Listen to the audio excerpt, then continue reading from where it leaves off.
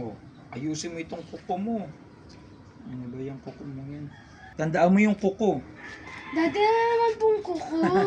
Kuko! Pagpapasok ka sa school, tandaan mo yung kuko. Ito yung billing ko sa iyo. K, kausapin mo yung teachers mo. Pag alam mo yung sagot, kausapin mo. Huwag kang tatay-tahimik kung alam mo naman ang sagot. Yung U, umupo ka ng maayos. Huwag kang tayo ng tayo nang hindi ka napapagalitan.